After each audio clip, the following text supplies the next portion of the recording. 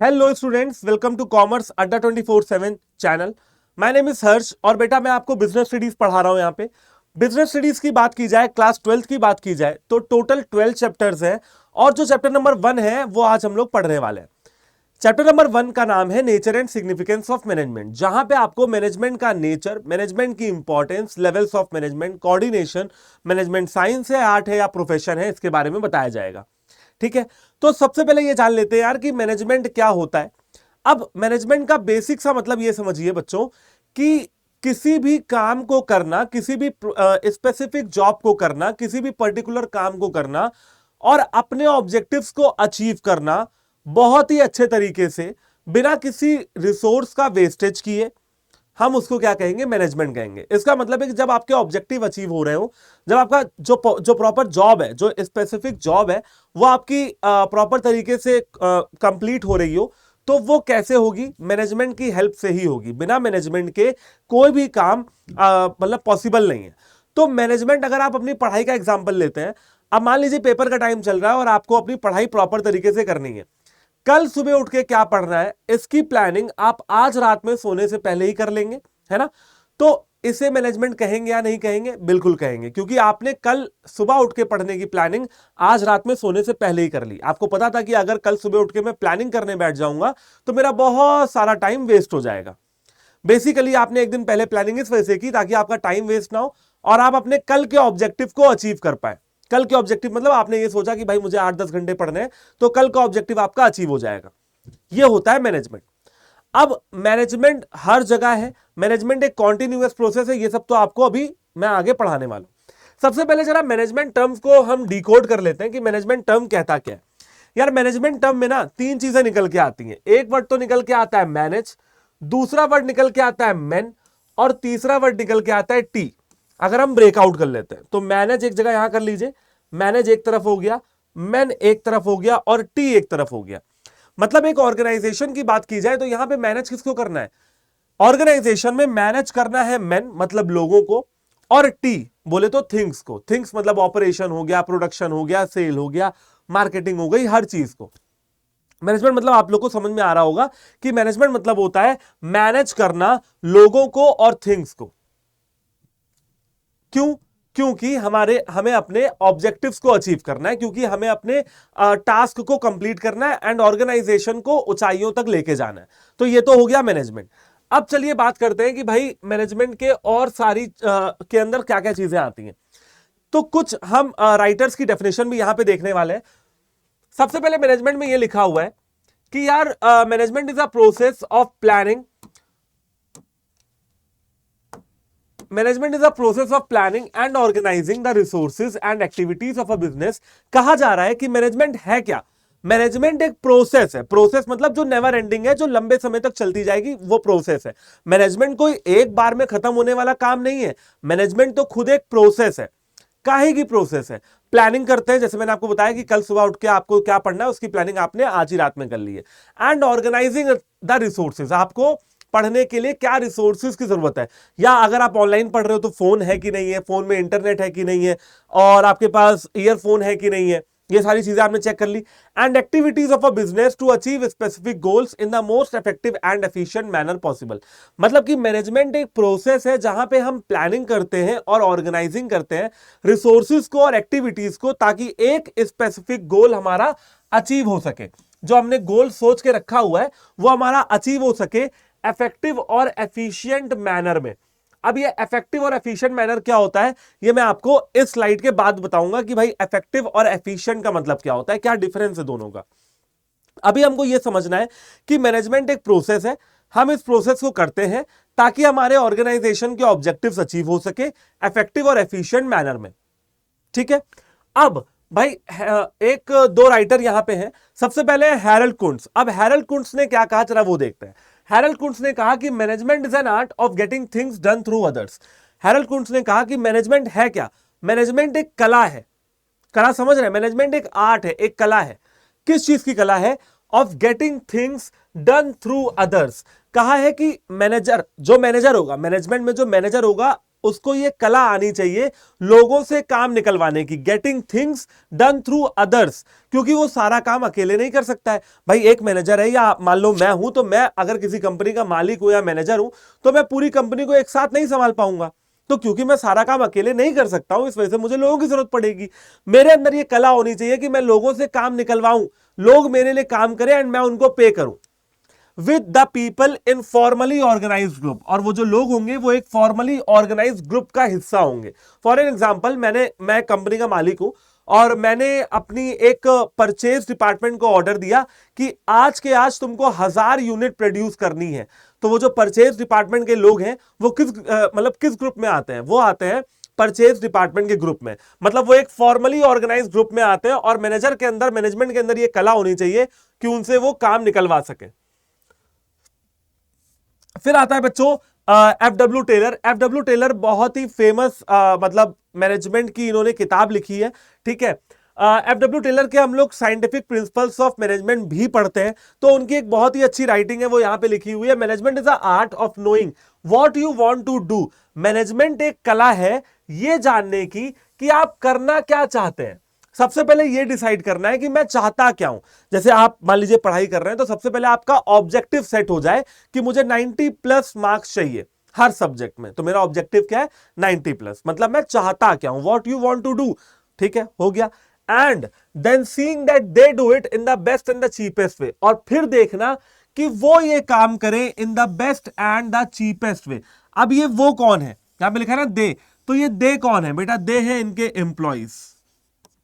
बोले तो FW Taylor ने क्या कहा है, मैनेजमेंट एक कला है। मतलब इन्होंने भी मैनेजमेंट को कला ही बताया है। मैनेजमेंट एक कला है।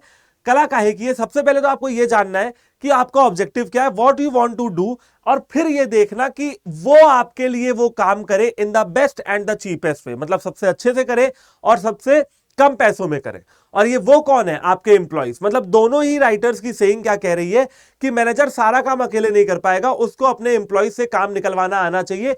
और इस पूरी प्रोसेस को उन्होंने क्या कहा है? एक कला कहा है, एक आर्ट कहा है। तो अब आप लोगों को एक बिजनेस के पॉइंट ऑफ व्यू से मैनेजमेंट समझ में आ रहा होगा कि मैनेजमेंट होता क्या है। मैनेजमेंट होता है लोगों से काम निकलवाना एंड अपने ऑर्गेनाइजेशनल ऑब्जेक्टिव को अचीव करना। That's it.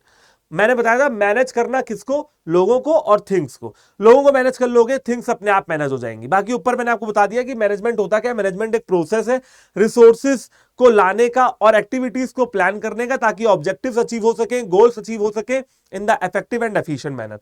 बच्चों अब हम ये देखेंगे कि एफिशिएंसी और इफेक्टिवनेस में क्या फर्क है। बहुत ही बारीक डिफरेंस है, बट बड़ा ही इंटरेस्टिंग डिफरेंस है इफेक्टिवनेस और एफिशिएंसी में। चलिए, तो सबसे पहले पॉइंट ऑफ कंपैरिजन यही कर लेते हैं। इफेक्टिवनेस एक तरफ रखा है मैंने और एक तरफ आपके लिए एफिशिएंसी रखी है। इफेक्टिवनेस होता क्या है बच्चों? देखो, आप जब अपने जॉब को टाइम पे खत्म करते हो ना, तो कहा जाएगा एक मैनेजर को इफेक्टिव मैनेजर है ये। जैसे आप अगर मान लीजिए मैनेजर हैं और आप अपने टाइम को आप अपने जॉब को सही समय पे खत्म करते हैं, तो आपको इफेक्टिव माना जाएगा और कहा जाएगा you are a effective manager. और आपके अंदर की इफेक्टिवनेस के लिए भी तालियां बजेंगी। तो मतलब आप क्या हो? इफेक्टिव हो। लेकिन वही एक मैनेजर टाइम पे ना खत्म कर पाए, उससे फर्क नहीं पड़ता है, वो पैसे बचा के दे। मतलब जहां पे किसी काम को करने का खर्चा आ रहा था 100 रुपए, वो मैनेजर 50 रुपए में ही काम कर दे, या वो बंदा 50 रुपए में ही काम कर दे, तो उसको क्या कहा? मतलब क्या उसको बोला जाएगा? एफिशिएंट बोला जाएगा। क्या बोला जाएगा? एफिशिएंट बोला जाएगा, इफेक्टिव नहीं बोला जाएगा। कहा जाएगा you are an efficient manager. मतलब जब कोई मैनेजर अपना काम समय पे खत्म करता है तो इफेक्टिव, और जब पैसा बचाता है तो एफिशिएंट। बड़ा बेसिक सा डिफरेंस है, एक बार रीड करके देख लेते हैं। It refers to complete the job on time. यहां पे मेन फोकस क्या है? काम को, यहां पे मेन फोकस क्या है बच्चों? यहां पे मेन फोकस है काम को टाइम पे खत्म करना। It refers to complete the job on time. Job को टाइम पे खत्म करना।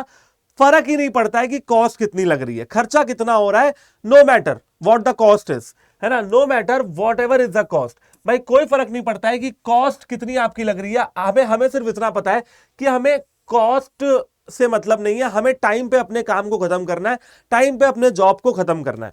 यहां पे ऑब्जेक्टिव क्या है? Is to achieve the end results on time. इनका ऑब्जेक्टिव है कि टाइम पे एंड रिजल्ट्स अचीव हो सके, जो एंड रिजल्ट हम चाहते हैं वो सही समय पे अचीव हो। और यहाँ पे मेन कंसिडरेशन क्या है, समय ही यहाँ पे मेन कंसिडरेशन। तो टाइम वर्ड यहाँ पे भी आ रहा है, टाइम वर्ड यहाँ पे भी आ रहा है और टाइम वर्ड यहाँ पे आ रहा है, मतलब हर चीज करनी है सही और उचित समय पे। लेकिन अब एफिशिएंसी की बात करते हैं। एफिशिएंसी क्या कह रहा है, it refers to complete the job in the cost effective manner, कि भैया पैसा देखते हुए चलना है, पैसा बचा के अपने को काम करना है। To conduct cost benefit analysis, ताकि क्या हो, कॉस्ट बेनिफिट एनालिसिस, कितना पैसा लगाया और कितना पैसा निकला, जो मेरी कॉस्ट लगी 100 रुपए तो मैंने कितना कमाया, कॉस्ट बेनिफिट एनालिसिस कर ली। एंड यहां पे मेन कंसीडरेशन क्या निकल के आता है, मेन कंसीडरेशन इज कॉस्ट और यहां पे मेन कंसीडरेशन इज टाइम। इसका मतलब कि अगर एक मैनेजर है और मैनेजर ने अपने काम को समय पे खत्म किया तो वो इफेक्टिव कहलाएगा, और अगर समय पे खत्म किया या नहीं किया उससे मतलब नहीं है, पैसा बचाया तो उसको एफिशिएंट कहा जाएगा। दोनों में ये बेसिक डिफरेंस निकल के आता है।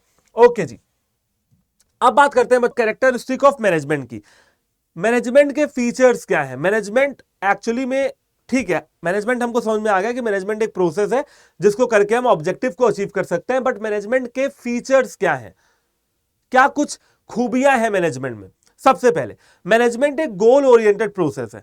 गोल ओरिएंटेड का यहां पे मतलब यह है कि भाई अगर चार दोस्त बैठे हुए हैं चाय पीने और वो कोई भी बात नहीं कर रहे हैं, किसी भी गोल को अचीव करने की बात नहीं कर रहे हैं, कोई भी ऐसी बात नहीं कर रहे हैं जो मतलब प्रोडक्टिव बात हो, सिर्फ गप लड़ा रहे हैं बैठ के या पंचायत कर रहे हैं चार दोस्त मिलके, तो बेटा वहां पे मैनेजमेंट की कोई जरूरत नहीं है, क्योंकि उनका कोई गोल नहीं है। हाँ, जब चार दोस्त बैठते हैं और बात करते हैं किसी गोल को अचीव करने की, वहां पे उनको मैनेजमेंट करना पड़ेगा, वहां पे उनको प्लानिंग करनी पड़ेगी। जैसे ही उन्होंने प्लानिंग स्टार्ट की तो मैनेजमेंट अपने आप स्टार्ट हो जाएगा। तो management is a goal oriented process जो बात करता है गोल को अचीव करने की, ऑब्जेक्टिव को अचीव करने की। The primary purpose is to meet the defined objective, it ensures the task assigned are completed on time. बात कही जा रही है कि यहां पे मेन फोकस है ऑब्जेक्टिव्स को अचीव करना एंड ये इंश्योर करना कि जो टास्क दिए गए हैं वो टाइम पे उनको कंप्लीट किया जाए, किसी को भी कोई भी तरीके की परेशानी ना हो। मैनेजमेंट हर जगह नेसेसरी है जहां पे गोल्स को अचीव करने की बात कही जा रही है। किसी भी ऑर्गेनाइजेशन में, चाहे ऑर्गेनाइजेशन का कोई भी टाइप हो, चाहे ऑर्गेनाइजेशन का कोई भी साइज हो, छोटी ऑर्गेनाइजेशन हो, बड़ी ऑर्गेनाइजेशन हो, बहुत बड़ी ऑर्गेनाइजेशन हो, कोई फर्क नहीं पड़ता है, गोल हर ऑर्गेनाइजेशन के होंगे। मैनेजमेंट का काम है गोल को अचीव करवाना। देन आता है मैनेजमेंट इज ऑल परवेसिव। देखो बेटा, anything minus management is nothing और जीरो।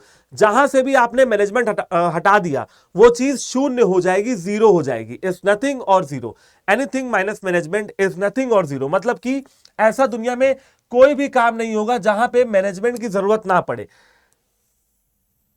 इसीलिए कहा जाता है कि मैनेजमेंट क्या है, यूनिवर्सल है, या मैनेजमेंट ऑल परवेसिव है। एक बार देख लेते हैं, यहां पे लिखा हुआ है all type of business activities, business और नॉन बिजनेस। बेटा मैनेजमेंट हर तरीके के हर तरीके की एक्टिविटी में लगेगी, चाहे वो एक्टिविटी बिजनेस एक्टिविटी हो और चाहे वो एक्टिविटी नॉन बिजनेस एक्टिविटी हो। मतलब सर इसका क्या मतलब हुआ, बेटा बिजनेस एक्टिविटी वो होती है जिनका मेन मोटिव होता है पैसा कमाना, प्रॉफिट कमाना, और नॉन बिजनेस एक्टिविटी वो एक्टिविटी होती है जिनका मेन फोकस होता है आउट ऑफ लव या अफेक्शन किए हुए काम। जैसे हमारी मम्मी हमारे लिए जब खाना बनाती हैं तो वो बिजनेस करने के लिए खाना नहीं बना रही हैं, वो आउट ऑफ लव या आउट ऑफ अफेक्शन हमारे लिए खाना बनाती हैं। ठीक है, लेकिन क्या खाना बनाने में मैनेजमेंट की जरूरत नहीं है? बिल्कुल है, क्योंकि बेटा अगर उनको सुबह हमारे लिए ब्रेकफास्ट बनाना है तो रात में डिनर करने के बाद ही उनको सोचना पड़ेगा कि यार मेरे को कल क्या बना रहा है। मान लो उनको छोले भटूरे बनाने हैं तो बेटा छोले भिगो के रखना पड़ेंगे, तभी तो अगले दिन छोला बन पाएगा ना।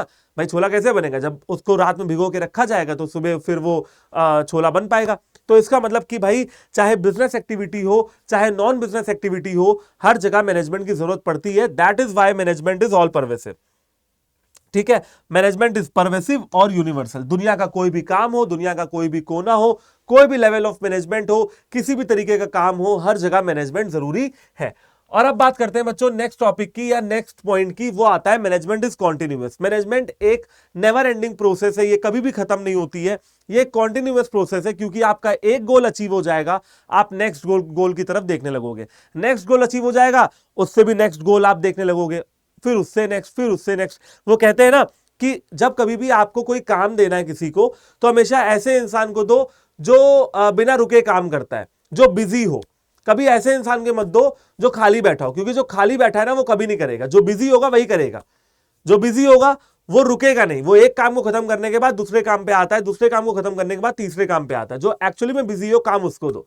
कहा जा रहा है कि भाई मैनेजमेंट भी कॉन्टिन्यूअस है, क्योंकि एक गोल खत्म होने के बाद ऑर्गेनाइजेशन रुकती नहीं है, then next goal, then next goal, फिर नेक्स्ट गोल। अब मम्मी ने, उसी एग्जांपल को लेते हैं, मम्मी ने सुबह छोला भटूरा तो बना दिया, संडे का दिन था, छुट्टी का दिन था, तो छोले भटूरे तो बन गए, लेकिन शाम को फिर खाना बनाने की टेंशन उनको कि भाई शाम का खाना क्या बनेगा, शाम में रात में खाना क्या बनेगा, तो मैनेजमेंट, फिर उनको मैनेजमेंट करना पड़ेगा। मान लो उन्होंने डिसाइड किया कि कोई हरी सब्जी बनेगी, जस्ट फॉर एन एग्जांपल भिंडी, तो उनको भिंडी भी खरीद के लानी पड़ेगी या भिंडी का जुगाड़ करना पड़ेगा, भिंडी कहां से आएगी। तो इसीलिए कहा जा रहा है कि मैनेजमेंट कॉन्टिन्यूअस है, मैनेजमेंट कभी भी खत्म नहीं होता। Management never ends as an activity, it is a continuous process that needs to occur at all time. Functions such as planning to monitoring happen simultaneously as an ongoing process. Management activities continue until the organization is dissolved. Management आपको तब तक करना पड़ेगा जब तक आपकी organisation बंद नहीं हो जाती, और कोई भी ये नहीं चाहेगा कि उसकी ऑर्गेनाइजेशन बंद हो जाए। नेक्स्ट स्टेप है या नेक्स्ट प्रोसेस है, जो आपका नेक्स्ट पॉइंट है वो क्या कह रहा है, management is a group activity. बेटा देखो, किसी भी मैनेजर के अकेले की बस की बात नहीं है कि वो बहुत बड़ी ऑर्गेनाइजेशन को या लार्ज नंबर ऑफ पीपल को, बहुत बड़े ग्रुप को संभाल पाए, मैनेज कर पाए। उसके लिए उसको लोग लगेंगे, उसके लिए पूरी टीम चाहिए होगी। तो कहा जा रहा है कि management is a group activity, leaders और मैनेजर्स सारे काम अकेले नहीं कर सकते हैं। It is a group activity that relies on coordination among leaders and managers and team members, कि भैया कोऑर्डिनेशन करके चलना पड़ेगा लीडर्स, मैनेजर्स और टीम मेंबर्स के बीच में। अब मैनेजर ने कुछ काम कहा अपने टीम मेंबर को और टीम मेंबर ने किया ही नहीं, तो भी काम नहीं चलेगा, टीम मेंबर को काम करना पड़ेगा, क्योंकि ये ग्रुप एक्टिविटी है, किसी एक इंसान के अकेले की बस की बात नहीं है। लिखा हुआ है, it means that it is not a single person who consummates, it is not a single person who consummates all the activities of an organisation. कहा जा रहा है कि भैया ये किसी एक सिंगल पर्सन का काम नहीं है कि पूरे ऑर्गेनाइजेशन की एक्टिविटीज को वो देखे। फिर आता है नेक्स्ट पॉइंट है, management is multi dimensional. Management बेटा मल्टी डायमेंशनल है। आपने डॉक्टर स्ट्रेंज की मूवीज तो देखी होंगी जहां पे मल्टीवर्स की बात हो रही है, एक यूनिवर्स, दूसरा यूनिवर्स, तीसरा यूनिवर्स, तो उसी तरीके से मैनेजमेंट भी मल्टी डायमेंशनल है। जैसे होता है ना 2D 3D, क्या बोलते हैं, three dimensional, 4 dimensional, 6 dimensional, management भी मल्टी डायमेंशनल है। और अगर कहा जाए तो मैनेजमेंट 3 डायमेंशनल है, 3D है। कैसे है 3D? क्योंकि बेटा इसके 3 डायमेंशन है, मैनेजमेंट ऑफ वर्क मतलब लोगों को मैनेज करना, काम को मैनेज करना, मैनेजमेंट ऑफ पीपल, और मैनेजमेंट ऑफ वर्क मतलब क्या हो गया, लोगों को मैनेज करना और काम को मैनेज करना। जैसा कि मैंने आपको बताया था, मैनेजमेंट, मैनेज करना लोगों को और थिंग्स को, तो पीपल और वर्क। और फिर आता है मैनेजमेंट ऑफ ऑपरेशंस। ऑपरेशन मतलब ऐसा कोई भी काम जो रेगुलर तरीके से चल रहा हो, जैसे बेटा कोई ऐसा प्रोसेस, जैसे बिस्किट है तो पहले आटा आएगा, देन बटर में उसका मतलब पूरा उसको मिक्स करेंगे, देन उसमें शुगर मिलाएंगे, देन उसको बेक करेंगे। तो जो पूरी प्रोसेस है इसको क्या कहा जाएगा, ऑपरेशंस कहा जाएगा, कि हाँ भाई ये काम कभी रुकते नहीं है, ऑपरेशनल काम है, कॉन्टिन्यूअस काम है। तो मैनेजमेंट इन तीनों चीजों का ध्यान रखता है। Management hence is a multi dimensional activity, इन तीनों ही चीजों पे फोकस करेगा। फिर आता है बेटा नेक्स्ट पॉइंट है, management is an intangible force. Management क्या होता है, एक इंटेंजिबल फोर्स है। इंटेंजिबल मतलब management can not be touched, it can only be, मतलब कहा जा रहा है कि मैनेजमेंट को आप टच नहीं कर सकते हो, सिर्फ महसूस कर सकते हो। ठीक है, it can only be felt, आप मैनेजमेंट को फील कर सकते हो कि हाँ इस ऑर्गेनाइजेशन का मैनेजमेंट बहुत अच्छा है, लेकिन उसको टच नहीं कर सकते, उसको देख नहीं सकते, सिर्फ महसूस कर सकते हैं। It is intangible in that it can not be seen but felt, उसको देख नहीं सकते हैं, सिर्फ महसूस कर सकते हैं। It is a thought related process, the result of good और bad management can be seen throughout result. और आपको गुड और बैड मैनेजमेंट के रिजल्ट्स कैसे मिलेंगे, आपको गुड और बैड मैनेजमेंट कैसे पता लगेगा कि जो हमारा मैनेजमेंट है वो गुड है या बैड है, कैसे पता लगेगा, रिजल्ट के माध्यम से। अगर रिजल्ट अचीव होते हैं, अगर ऑब्जेक्टिव अचीव होते हैं तो मैनेजमेंट गुड है, ऑब्जेक्टिव अचीव नहीं होते हैं तो मैनेजमेंट बैड है, ऑब्वियस सी बात है। लेकिन आप मैनेजमेंट को छू नहीं सकते हो, मैनेजमेंट को देख नहीं सकते हो, मैनेजमेंट को क्या कर सकते हो, सिर्फ महसूस कर सकते हो। ठीक है, और अगर एक ऑर्गेनाइजेशन में एम्प्लॉइज उनके ऑब्जेक्टिव्स अचीव कर रहे हो तो ये मान लीजिएगा कि ऑर्गेनाइजेशन का जो मैनेजमेंट है वो एफिशिएंट है और इफेक्टिव है, क्योंकि भैया मैनेजमेंट अच्छा होगा तभी जाके एम्प्लॉइज ऑब्जेक्टिव्स को अचीव कर पाएंगे। Then the next point is management is a dynamic function. देखो बेटा ये तो बड़े अच्छे से समझ लो कि यार जो बिजनेस है ना हमारा, वो एक चेंजिंग दुनिया में काम कर रहा है। ठीक है, ये जो हमारी दुनिया है, ये जो हमारा संसार है, जो वर्ल्ड है, ये एवर चेंजिंग है। ये कभी भी स्थिर नहीं रहता है। अभी आप देखिए 2020 से पहले किसी ने भी बीमारी का नाम नहीं सुना था कोविड 19 का। 2020 में कोविड 19 आ गया, तब से लोगों की दुनिया पलट गई। लोगों ने मास्क, सैनिटाइजर ये सब यूज करना शुरू कर दिया। क्यों शुरू कर दिया? क्योंकि बेटा डायनेमिक दुनिया है भाई, बीमारी आ गई तो बीमारी का असर, मतलब कि कोविड 19 का असर क्या हमारे बिजनेस पे देखने को मिला? हाँ जी, बिल्कुल मिला। कोविड 19 का असर बिजनेसेस पे भी देखने को मिला। बहुत से बिजनेसेस बंद हो गए, बहुत से बिजनेसेस को बंद तो नहीं हुए लेकिन बहुत खराब हालत हो गई, और कुछ कुछ की तो इतनी खराब हो गई कि उनको अपने 50% से ज्यादा एम्प्लॉयज को निकालना पड़ा, क्योंकि उनके पास पैसे ही नहीं थे सैलरी देने के लिए। तो मैनेजमेंट, क्योंकि एक ऐसी दुनिया में आपको करना पड़ेगा जो दुनिया हमेशा बदलती रहती है, तो जो दुनिया हमेशा एवर चेंजिंग है, इसी वजह से मैनेजमेंट को भी आपके डायनेमिक होना पड़ेगा। डायनेमिक बोले तो जो हमेशा बदलता रहे, क्योंकि आपको दुनिया के हिसाब से चलना है, दुनिया के हिसाब से कोप अप करना है। Management is a dynamic function. It has to be dynamic function because external factors such as social, political, environmental, legal and technological keep changing. बेटा जो एक्सटर्नल फैक्टर्स हैं, जैसे भाई social factors, political factors, legal factors, technological factors, जहां पे कोई technology change हो गई, तो भाई ये जो हमारा बाहर का जो इन्वायरमेंट है ना, जो हमारी कंपनी के, जो हमारे ऑर्गेनाइजेशन के बाहर का जो इन्वायरमेंट है, क्योंकि वो हमेशा बदलता रहता है, तो हमें अपने मैनेजमेंट को भी हमेशा क्या करना पड़ेगा?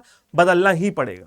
ओके जी, अब बात करते हैं बेटा, ये हमारे सारे फीचर्स हो गए, एक बार और देख लीजिए। मैनेजमेंट इज यूनिवर्सल, मतलब परवेसिव। मैनेजमेंट गोल ओरिएंटेड है, गोल अचीव करने की बात करता है। मैनेजमेंट कभी ना खत्म होने वाला प्रोसेस है। मैनेजमेंट मल्टी डायमेंशनल है, जिसके 3 डायमेंशन है: वर्क, ऑपरेशंस, पीपल। मैनेजमेंट एक ग्रुप एक्टिविटी है, किसी एक के बस का बात नहीं है। मैनेजमेंट डायनामिक फंक्शन है, हमेशा बदलता रहेगा क्योंकि इन्वायरमेंट हमेशा बदल रहा है। एंड मैनेजमेंट एक इंटेंजिबल फोर्स है, जिसको आप छू या देख नहीं सकते हैं, सिर्फ महसूस कर सकते हैं। ठीक है बच्चों, आई होप कि आपको ये सारी जानकारी बहुत अच्छी लग रही होगी। अब हमें पढ़ना है इंपॉर्टेंस ऑफ मैनेजमेंट।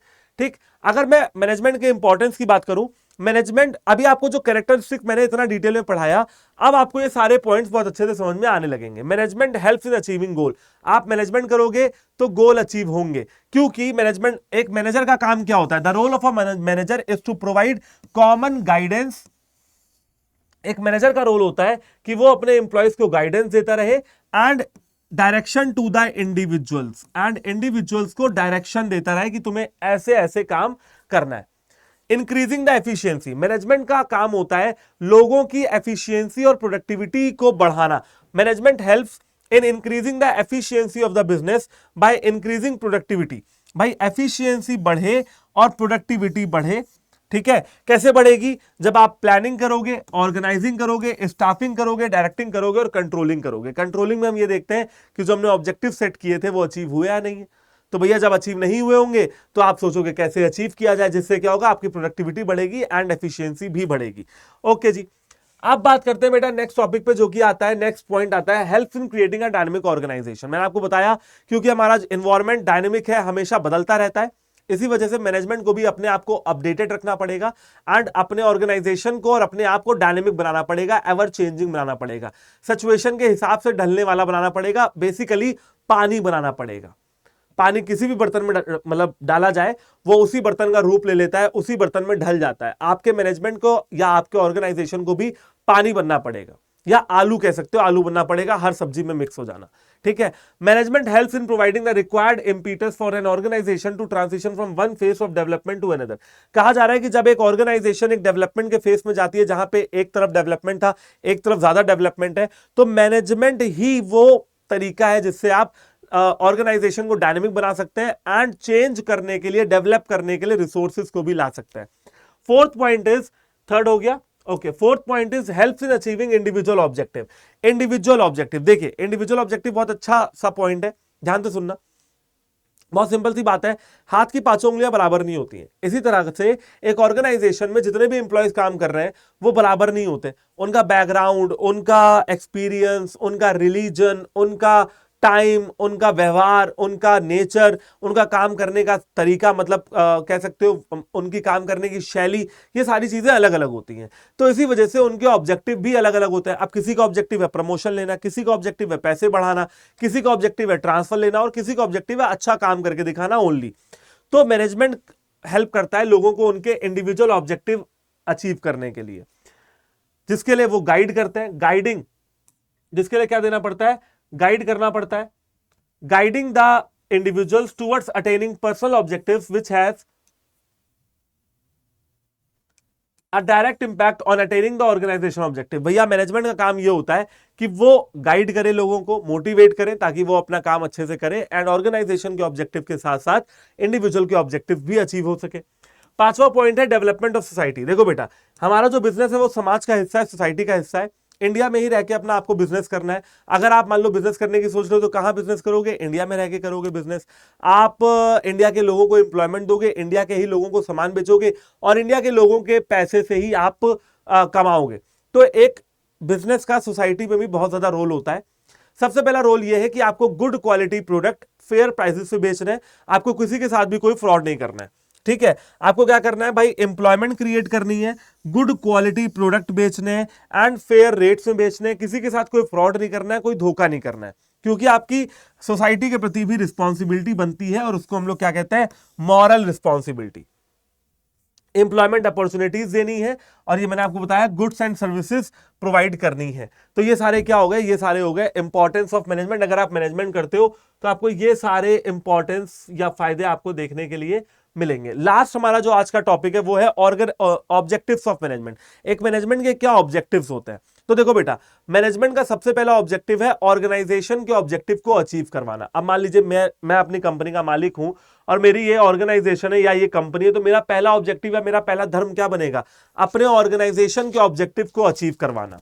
ठीक है, तो सबसे पहला आता है ऑर्गेनाइजेशनल ऑब्जेक्टिव। और अगर मैं ऑर्गेनाइजेशनल ऑब्जेक्टिव को लाइन वाइज बांटूं तो सबसे पहले एक ऑर्गेनाइजेशन का ऑब्जेक्टिव होता है मार्केट में सर्वाइव करना। ठीक है, जैसे हम इंसानों की बात की जाए तो हमारे इंसान का सबसे पहला धर्म या सबसे पहला ऑब्जेक्टिव क्या है? कि हम जिंदा रहें। खाना क्यों खा रहे हैं? जिंदा रहने के लिए। ये इतनी पढ़ाई क्यों कर रहे हैं या जॉब क्यों कर रहे हैं? जिंदा रहने के लिए। जिंदा रहेंगे तो कमाएंगे, अच्छे घर में रहेंगे। ठीक है, तो सबसे पहला पॉइंट आता है सर्वाइवल। यहां पे ये कहा जा रहा है कि भैया अगर मैं ऑर्गेनाइजेशन ऑब्जेक्टिव की बात करूं तो मैनेजमेंट का काम होता है कि भैया वो क्या करे, वो कुछ भी करे, establish and attaining objective for the company. आपको ऑब्जेक्टिव पहले एस्टैब्लिश करने, फिर उनको अचीव करने की बात कहनी है। It has to deliver a variety of objective in all operations contemplating the interest of shareholders. कहा जा रहा है कि भैया किसी भी तरीके का ऑब्जेक्टिव हो उसको अचीव करना है एंड अपने ऑर्गेनाइजेशन में सबका ख्याल रखना है, चाहे वो शेयर होल्डर्स हो, स्टेक होल्डर्स हो, कंज्यूमर हो, गवर्नमेंट हो या एम्प्लॉयज हो, सबका आपको ध्यान रखना है। सबसे पहला आता है सर्वाइवल। हर बिजनेस का ये ऑब्जेक्टिव होता है कि वो मार्केट में लंबे समय तक सर्वाइव करें। इतने कॉम्पिटेटिव और इतने टफ मार्केट में लंबे समय तक वो सर्वाइव कर जाए, यही बहुत है। एक बार जब इंसान भी, अगर आप इंसान के एग्जाम्पल से रिलेट करके देखिएगा, एक बार इंसान क्या करता है? सर्वाइव करने की कोशिश करता है, सर्वाइव कर लिया, पूरे दुनिया में जिंदा रह गया, फिर वो सोचता है पैसे कमाने की, और जब पैसे कमा लेता है फिर वो सोचता है कि कैसे इन पैसों को बढ़ाया जाए। इसी प्रकार से एक ऑर्गेनाइजेशन भी सर्वाइवल हो गया। अब वो क्या देखेंगे? अब वो देखेंगे कि कैसे हम प्रॉफिट कमा सकते हैं। Next objective is profit. तो सिर्फ सर्वाइवल इंडस्ट्री में रहने के लिए जरूरी नहीं है, उसके लिए आपको पैसे भी कमाने पड़ेंगे ताकि आपका डे टू डे जो खर्चा है वो निकलता रहे, है ना। Company has to make sure that it earns the profit. Profit is crucial for meeting the cost and uncertainties of the business concern. Profit बहुत जरूरी है कॉस्ट को निकालने के लिए और अनसर्टेनिटीज को देखने के लिए एक बिजनेस की। अनसर्टेनिटी मतलब ऐसी चीजें जो हमको पता नहीं है लेकिन हो सकती है आगे जाके, जैसे लॉस। फिर आता है बेटा ग्रोथ। ग्रोथ क्या कहता है? ग्रोथ कहता है कि एक बार आपने पैसा कमाना शुरू कर दिया, फिर आपको डेवलपमेंट करना पड़ेगा, फिर आपको ग्रो करना पड़ेगा। भाई एक ऑर्गेनाइजेशन का हमेशा ये मोटिव होगा कि आज हम एक गांव में काम करते हैं, कल हम एक पूरे शहर में काम करें, कल हम पूरे शहर में काम करते हैं, फिर हम पूरी इंडिया में फैल जाए, इंडिया में फैलने के बाद हम अमेरिका भी चले जाए, रूस भी चले जाए, लंदन भी चले जाए, हर जगह चले जाए, हमारी कंपनी हर जगह हो जाए। मतलब अमीर होने के साथ साथ हमको फेम भी चाहिए, फेमस भी होना है। ठीक है, तो डेवलपमेंट करना पड़ेगा, उसके लिए आपको अपने प्रोडक्ट लाइन को एक्सपैंड करना पड़ेगा, नए नए प्रोडक्ट लॉन्च करने पड़ेंगे। एक्सपेंशन, ग्रोथ, डेवलपमेंट, ये सारे टर्म जो है वो यहां पे यूज होते हैं। ठीक है, ओके। और बेटा लंबे समय तक रहना है तो लिखा हुआ है to prevail in the business management must utilise adequately the growth potential of the firm. कि बेटा कहा जा रहा है कि बिजनेस में रहने के लिए एक फर्म को क्या करना पड़ेगा? अपने रिसोर्सेज को अच्छे तरीके से यूटिलाइज करना पड़ेगा एंड ग्रोथ पोटेंशियल पे फोकस करना पड़ेगा। ग्रो करने की या आगे बढ़ने की बात करनी पड़ेगी। लास्ट के 2 पॉइंट ऑब्जेक्टिव्स ऑफ मैनेजमेंट में क्या आते हैं?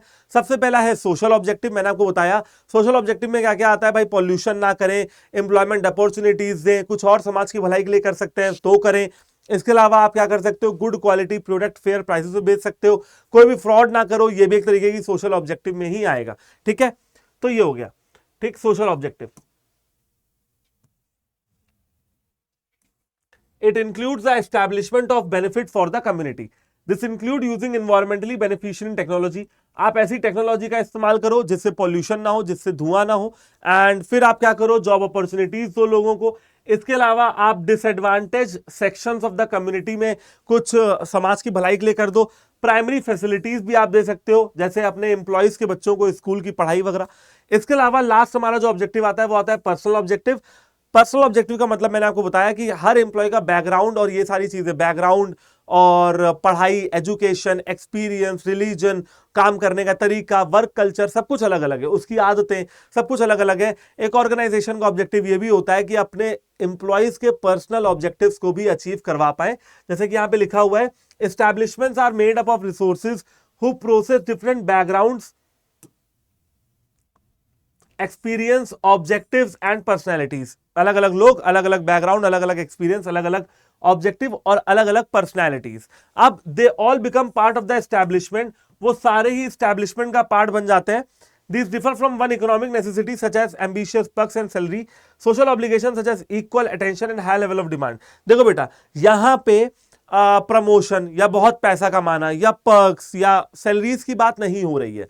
पर्क्स मतलब होते हैं अदर बेनिफिट्स। यहां पे बात ये हो रही है बच्चों कि किस तरीके से हम अपने एम्प्लॉयज के अंदर इक्वली उनको ट्रीट कर सकते हैं। ऑर्गेनाइजेशन में जितने भी एम्प्लॉय हैं उनको इक्वली ट्रीट करें, इक्वल ग्रोथ के मौके दें। अगर हम उनको प्रमोशन दे रहे हैं तो हम या तो सभी को प्रमोशन दें या तो किसी को ना दें। कैसे प्रमोशन देंगे भाई, एक रिटन टेस्ट हो जाए, जो पास होगा उसका प्रमोशन होगा, फेयर डील रखें, है ना। तो ये सारी चीजें आती हैं कि भाई पर्क्स एंड सैलरीज के अलावा सोशल ऑब्लिगेशंस अचीव हो, जैसे equal attention, equal opportunities, individual growth and progress. अब इंडिविजुअल ग्रोथ कैसी होगी, जैसे मान लीजिए आपने कहा कि यार मेरे यहाँ 1000 एम्प्लॉय काम करते हैं और जिन्होंने बीकॉम कर रखा है हम उन सबको एमबीए भी करवाएंगे अपने खर्चे पे। तो इससे एम्प्लॉय की आपकी ग्रोथ भी हो रही है, डेवलपमेंट भी हो रही है, और इससे एक और फायदा हो रहा है, आपका जो एम्प्लॉय है ना वो आपसे सेटिस्फाइड होकर आपके ऑर्गेनाइजेशन के लिए काम करेगा बिना थके बिना रुके। ठीक है बच्चों, आई होप कि आपको इस 30 मिनट की वीडियो में मैनेजमेंट का इंट्रोडक्शन समझ में आ गया होगा, जहां पे मैंने आपको पढ़ाया मैनेजमेंट होता क्या है, व्हाट इज मैनेजमेंट, मैनेजमेंट के क्या कैरेक्टरिस्टिक्स हैं, क्या फीचर्स हैं, क्या इंपॉर्टेंस है और क्या ऑब्जेक्टिव्स हैं। ऐसी ही वीडियोस के लिए हमारे चैनल से आप जुड़े रहे। इसके अलावा इसके बाद आपके जो चैप्टर नंबर 1 से और भी बहुत सारी वीडियोस अभी आनी है, जैसे कि साइंस, आर्ट और प्रोफेशन के ऊपर, लेवल्स ऑफ मैनेजमेंट के ऊपर और कोऑर्डिनेशन के ऊपर। Thank you, tata, bye bye, thank you for watching. अगर आपने चैनल को सब्सक्राइब नहीं किया है तो चैनल को सब्सक्राइब भी कर लीजिएगा एंड शेयर करिएगा हमारे सेशंस को और बच्चों तक, ताकि ज्यादा से ज्यादा बच्चों तक इसका फायदा पहुंच सके। Thank you very much.